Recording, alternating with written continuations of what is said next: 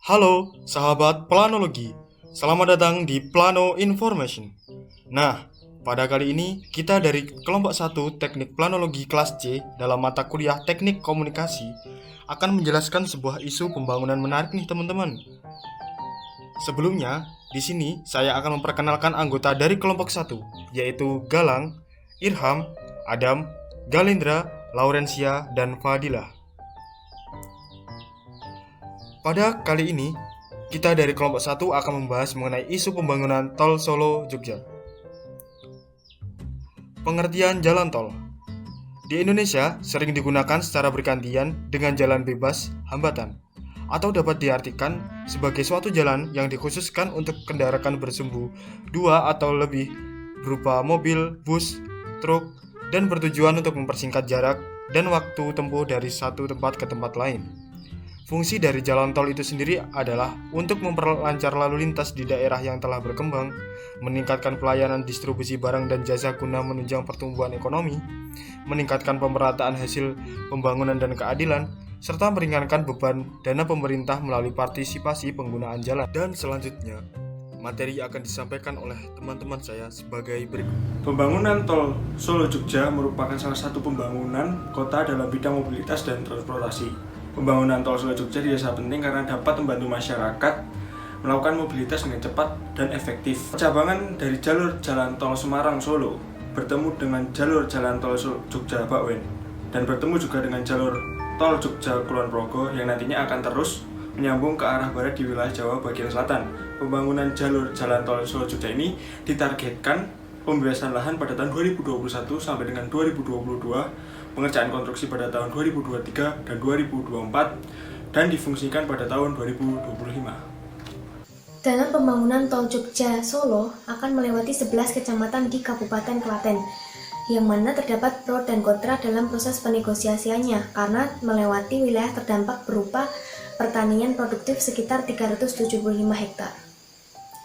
Namun, hal itu tidak berdampak signifikan terhadap produksi beras di Klaten karena hanya sekitar 1% saja yang terdampak dari total keseluruhan sawah.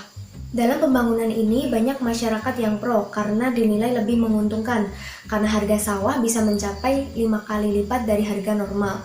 Sedangkan yang kontra biasanya terdapat masalah internal seperti pembagian ahli waris. Hingga detik ini terdapat 496 bidang tanah yang sudah dibebaskan. Dalam artian telah mendapat ganti rugi sekitar 437 miliar rupiah.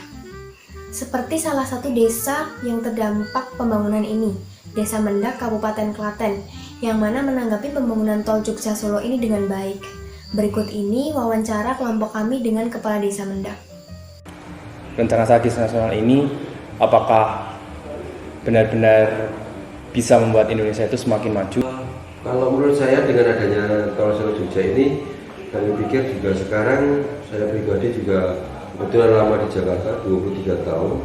Jadi kalau mau ke Jogja itu sekarang kalau hari-hari biasa pun biasanya dulu waktu saya kuliah di Jogja itu cuma 40-35 menit itu bisa nyampe naik mobil.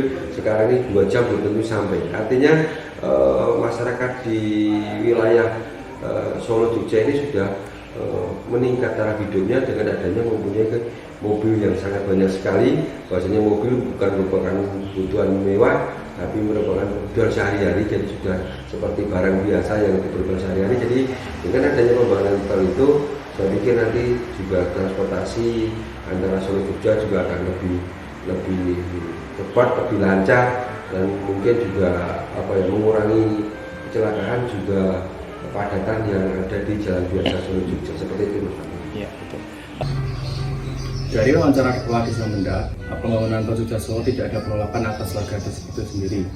Kemudian warga desa sudah menerima harga rata-rata dari tanah yang ditawarkan pemerintah untuk membeli tanah tersebut sebagai pembangunan tol Jogja-Solo.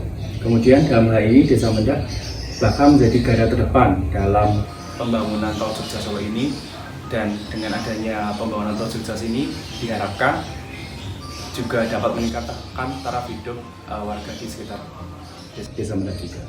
Mungkin cukup sekian pembahasan singkat kami dari kelompok Tekom 1. tentang Tol Jogja Solo. Mungkin Bisa bertemu lagi di lain kesempatan. Terima kasih.